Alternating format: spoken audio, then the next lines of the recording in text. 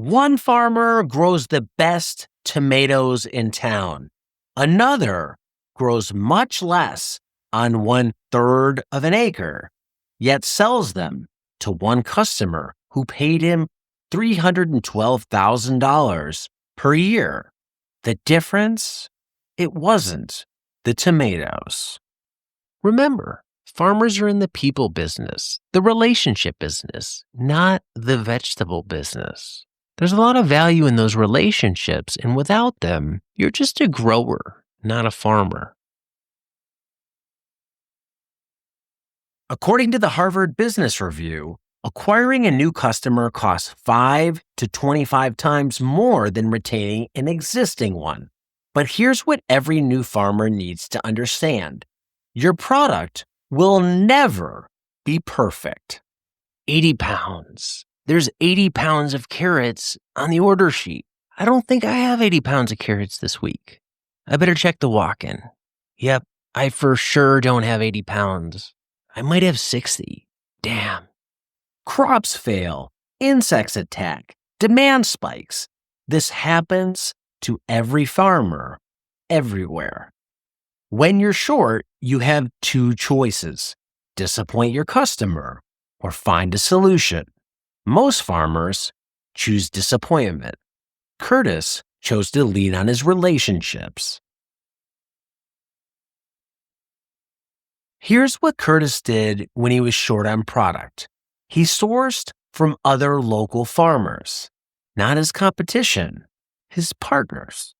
And a sale is a sale. If they're a long product and have too much of it, then they have a problem. And your problem can solve their problem. It's a win-win. This only works because Curtis built trust. He pays fair prices, he maintains quality standards, and most importantly, his customers never know there was a shortage. Key insight: your product will never be perfect, but relationships can keep sales steady. Curtis kept the same restaurant client for 6 years. Here are the tactics he used to do that. Tactic 1, ask specific questions. Not how was everything, but what's the texture like? How's the shelf life been? How are you using this variety? Tactic 2, build in relationship time. I like to see how the product's being used. And I've created a pretty personal rapport with chefs that we talk about these things. This is why I always give myself extra time to deliver. When I go into restaurants, especially the customers that I've worked with for a long time, I'm sometimes in there for half an hour shooting the breeze. Tactic 3, match their communication style. Some chefs want the same order every week unless you hear from me. Others need weekly texts as reminders to confirm their order. Curtis knew which customers wanted what. Every Monday, a fresh sheet goes out. Thursday morning, you text anyone who hasn't ordered. Same order as last week? Delivery day, 30 minutes built in for relationship building. Summer in Kelowna, spiders everywhere. One ended up in Curtis's greens. This is how he handled it. 1, a customer mentioned spiders. Curtis said, "Thanks for telling me this." He immediately asked other customers, "Have you seen this?" He took money off the invoices without being asked and explained his plan to fix the problem. What can we do to make sure this happens less? You still want to show that you care, that you're concerned about this, and you're going to do whatever you can to make sure that it doesn't happen again or that you mitigate the problem. No defensiveness, no excuses, just a solution. The restaurant market here is extremely competitive for farmers. There's demand for the growers that are providing, that have built the reputation that they have. And there's growers that have been selling to some of these restaurants far longer than I have. And they have strong demand because they have that connection and they want their product. It's not like it's just a wide open thing. Come on in and get a piece of the action. There are a few pretty cutthroat growers out here that are going in and aggressively trying to take your customers. Here's the uncomfortable truth. In a crowded market, you can't win on price forever. Someone will always go lower. What lasts? Relationships, and things like being the easiest farmer to work with.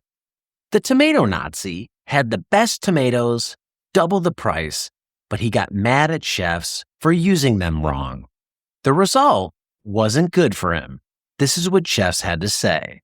I don't want to deal with this guy. This guy's annoying. He's an asshole. Product quality alone won't save you. Let's do the real math. Scenario 1, the tightwad. They would argue over a $20 complaint, lose a $1,000 a week customer, finding a replacement costs 5 to 25 times more, lost revenue of $50,000 plus per year. Scenario 2 is that same farmer, only they play the long game. They would eat the $20 loss, keep that customer for 10 years, bring in a total revenue of over $500,000, plus that relationship that you've cared for and fostered and built, they become your partner. They become your warning system. In fact, some of Curtis's most loyal customers would even warn him about the competition.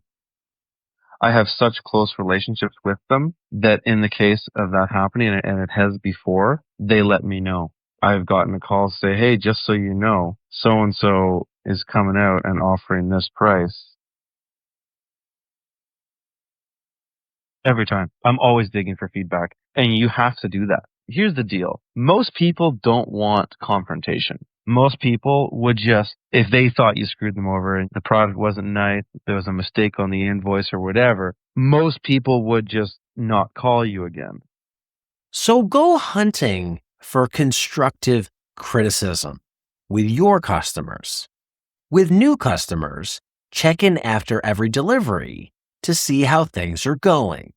With established customers, take more time to do monthly deep dives to make sure your interests are aligned with your restaurant customers. The question that matters most, what could we do better to serve you better? So you want to create an atmosphere where you are always welcoming criticism, always welcoming and thanking them for criticizing your product, criticizing anything. Anytime somebody comes in with a concern, hey, the delivery times aren't really working out, or hey, the price on this is not really that great, or the product wasn't that great, or whatever it is, you welcome that with enthusiasm and you don't create an air of defensiveness. Why? Because one single $1,000 per week customer is worth protecting. That's why the customer is always right. Because if they aren't always right, then you, as the service provider or farmer, you lose. They don't lose anything. Another farmer or food provider is going to step into those shoes immediately. This isn't about being weak. It's about understanding market dynamics. Curtis could compete on price because his overhead was tiny. He delivered by bicycle to downtown restaurants, but he doesn't compete on price. He competes on being irreplaceable. If you want to put these tactics into action, here's a plan that you can do this week. For beginning farmers, step 1, list your top 5 potential or current customers.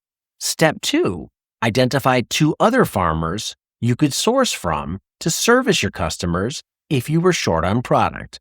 Step 3, call each customer with one specific question, such as, what variety would you like to see more of? What's your biggest pain point with suppliers?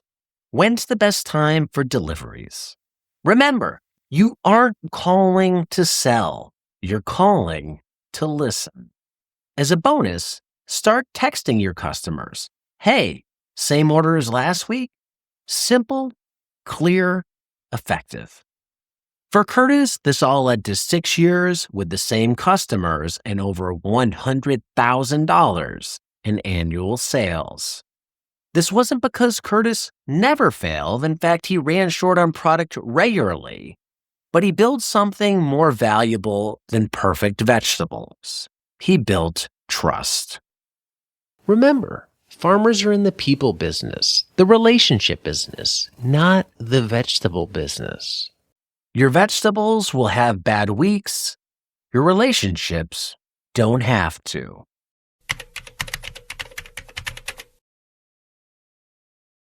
Thanks for watching this episode of the Urban Farmer Rewind. If you want to do an in-depth dive on this subject matter, be sure to check out the full-length episode using the link in the description below.